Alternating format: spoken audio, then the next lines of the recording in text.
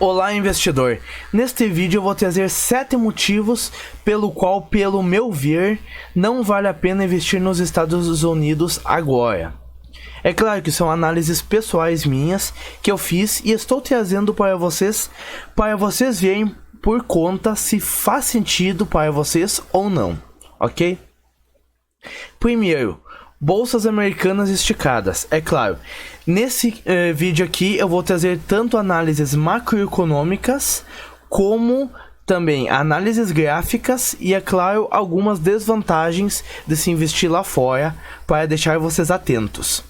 Aqui eu vou trazer o Dow Jones, o S&P 500, que são alguns dos principais índices, e o principal índice da Nasdaq, que é a bolsa conhecida como a bolsa de empresas de tecnologia lá dos Estados Unidos. Começando aqui pelo índice Dow Jones. Qualquer coisa mais para frente eu posso fazer um vídeo específico sobre cada um desses índices, se vocês pedirem. Aqui o que acontece? O índice Dow Jones, cada uma dessas barrinhas aqui equivale a um mês. E aqui nós percebemos que ele está numa linha de tendência de alta ascendente desde 2009. E que em momentos de crise ou em momentos em que o mercado estava barato, chegou a tocar, teve uma forte força compradora e depois voltou a subir.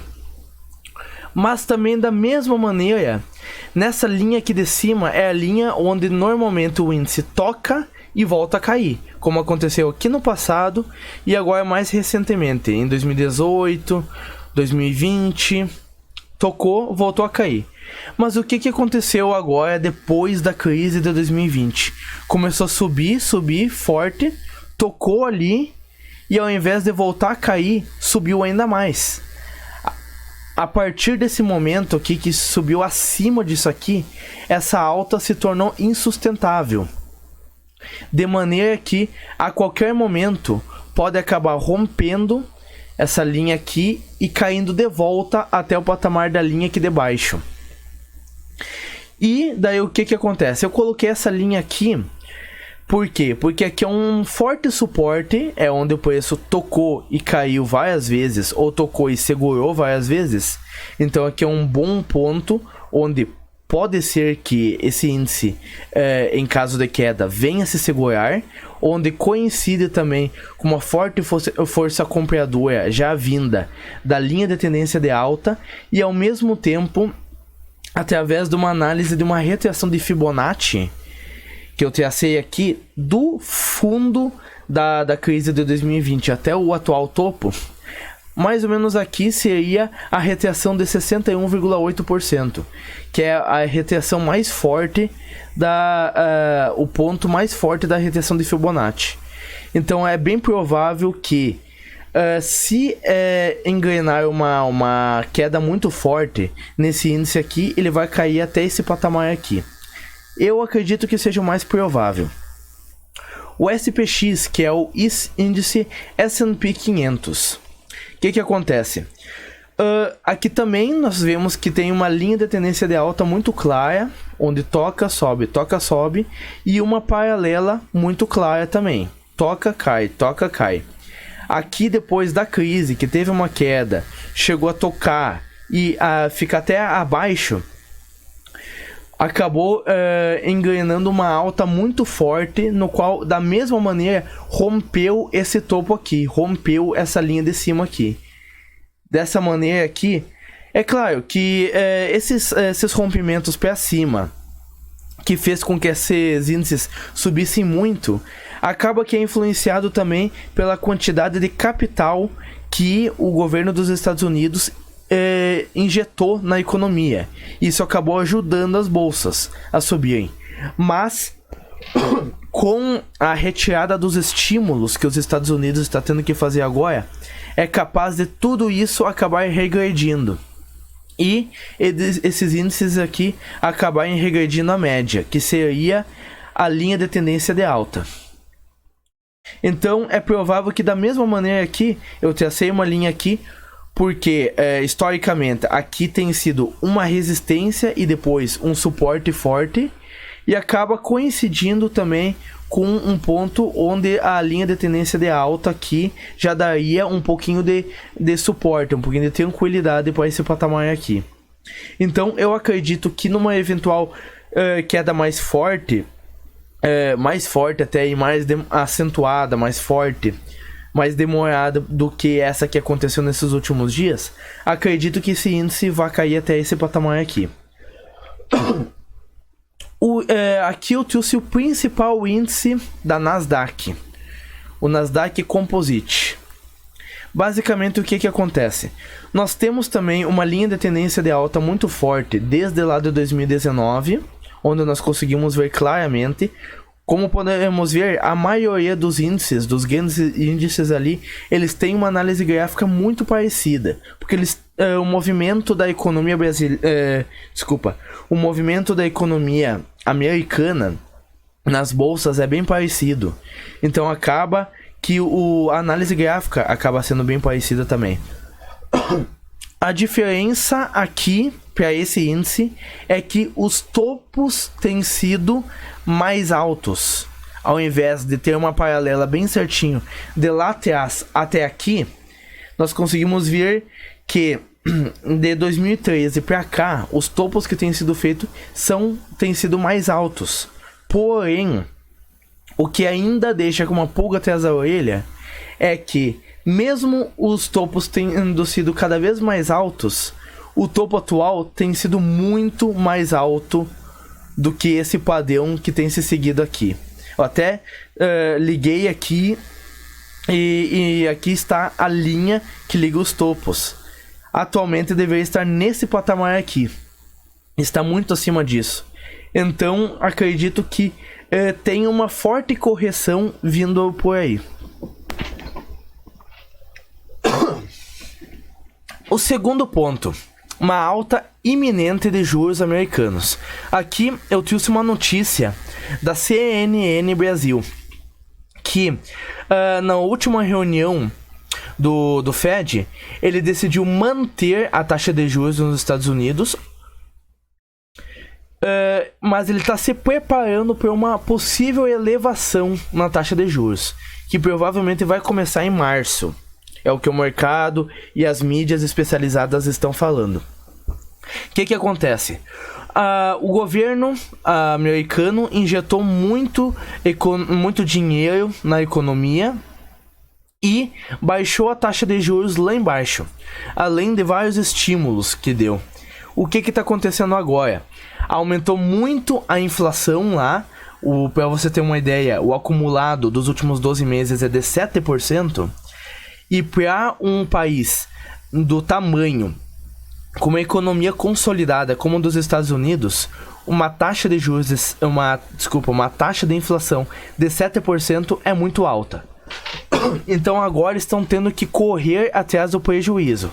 Como? Retirando esses estímulos que tinham injetado na economia e se preparando para aumentar a taxa de juros.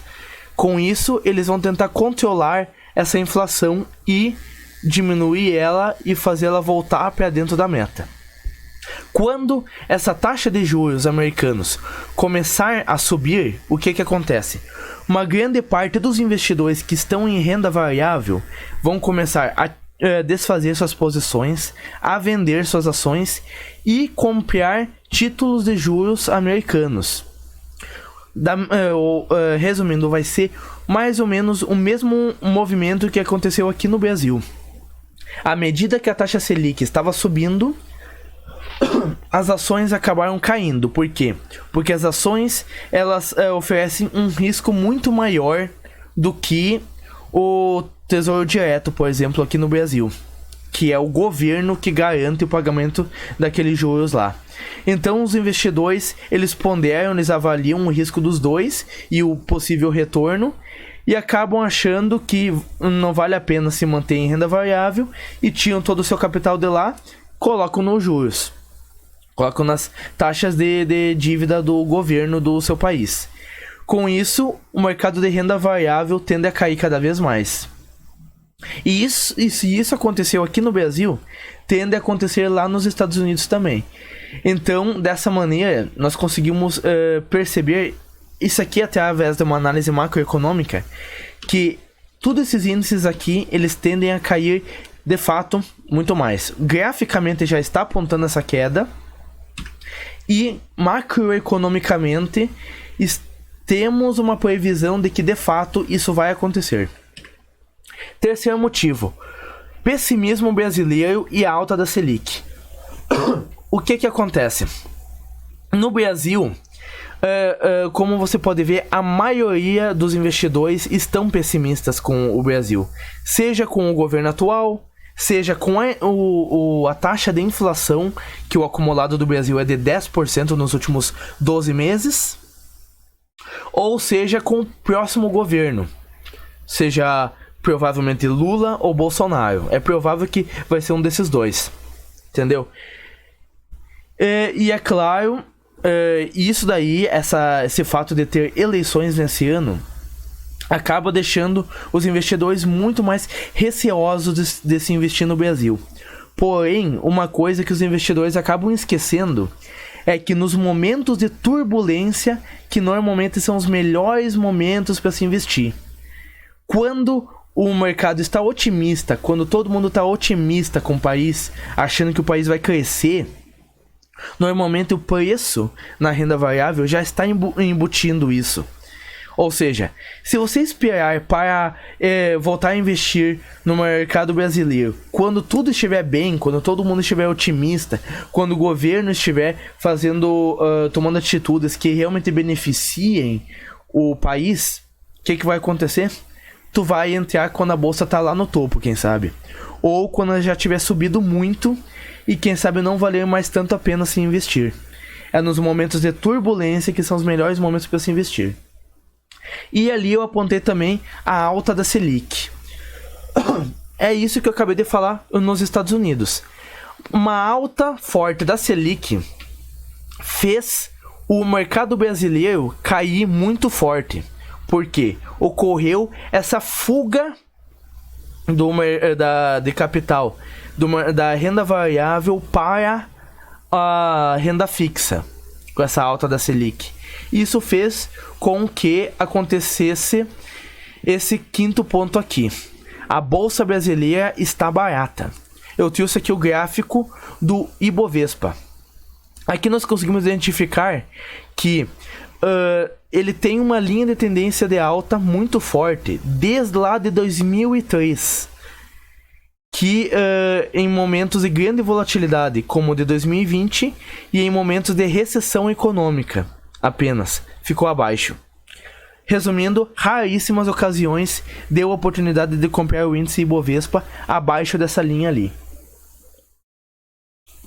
E apesar de uma alta muito forte agora nas últimas semanas, o mercado brasileiro ainda está muito mais convidativo do que os mercados americanos, porque nós conseguimos ver que chegou a tocar na linha e já voltou a subir aqui, mas ainda temos uma boa margem de segurança de potencial de até onde que o Ibovespa pode subir.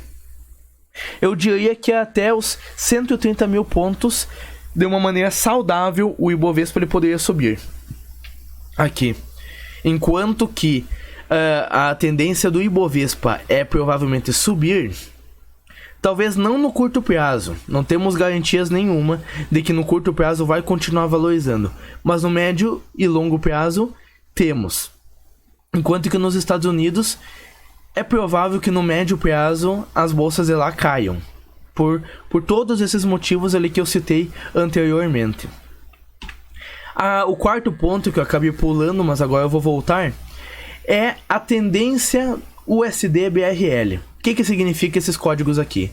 O USD representa o dólar americano e BRL representa o real brasileiro. Aqui nós conseguimos ver bem certinho a variação do dólar em relação ao real. Quanto mais esse gráfico sobe, mais o dólar se valoriza em relação ao real, entendeu? Aqui nós conseguimos ver que no longo prazo, de fato, o dólar ele tem uma tendência de alta no longo prazo em relação ao real. Então é provável que no longo prazo ele vai continuar subindo, sim. Mas no curto prazo, ele tocou aqui na paralela dessa linha de tendência de alta, onde ele ficou caro e nesse momento ele começou a corrigir de uma maneira lenta, com zigue-zague para cima e para baixo, mas começou a corrigir. Dessa maneira, ele está num patamar muito interessante para continuar caindo. E eu diria que o momento certo para se investir nos Estados Unidos seria aqui por volta dos R$4,85, R$4,90, no qual eu acredito que o dólar ele tem assim potencial de cair ainda até esse patamar aqui. Aí, se a gente fosse olhar para o câmbio em si, seria um momento interessante para se ter posições em dólar. Por quê? Porque além, é claro, das bolsas lá, das ações, que você pode comprar e investir num momento em que o mercado está em alta e com aquelas ações lá desvalorizando, você pode perder bastante patrimônio, tem essa questão aqui do dólar. Se você comprar lá agora, por exemplo, e as ações ela despencarem, digamos, 50%, você já perde metade de todo o investimento que você fez. Se o dólar cair mais um tanto, aí você perde mais um tanto só no câmbio, entendeu? Então você acaba agora a simetria é muito arriscada para se investir lá, porque tem um potencial tanto do dólar desvalorizar quanto das empresas de lá desvalorizarem. Então, na minha opinião, agora é um momento muito arriscado para se investir lá fora. E é claro, aqui eu estou trazendo um gráfico clássico quanto à Bolsa Brasileira, que é o PL, preço-lucro. O que acontece? Esse aqui, basicamente, ele pega o preço de mercado das ações brasileiras e divide pelo lucro dessas empresas. O lucro dos últimos 12 meses. Quanto menor esse indicador aqui, menos a gente está pagando pela empresa em relação aos lucros dela, entendeu?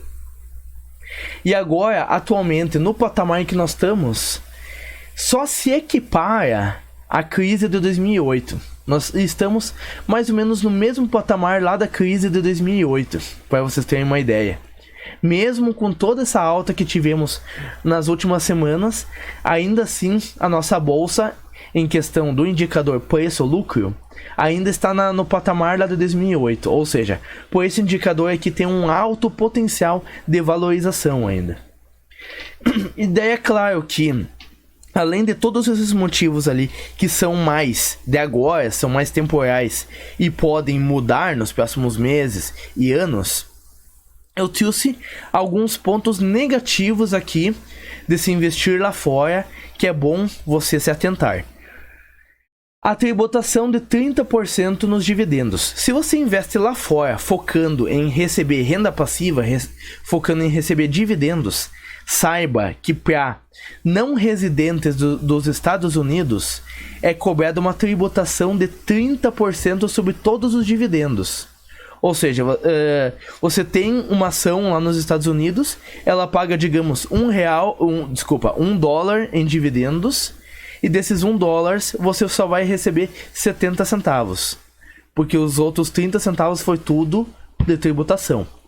E uma tributação de 40% sobre a herança. O que isso quer dizer? Se você tem patrimônio lá fora e você acaba falecendo, para esse patrimônio que você tem lá fora ser repassado para os seus descendentes em formato de herança, os Estados Unidos vai cobrar 40% de imposto sobre todo esse seu patrimônio que está lá fora. Então é muito bom se atentar a esses dois pontos.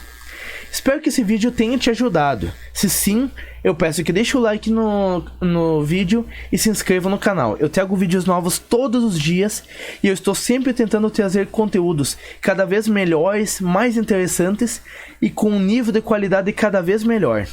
Muito obrigado por ter assistido até aqui. Até o próximo vídeo. Valeu!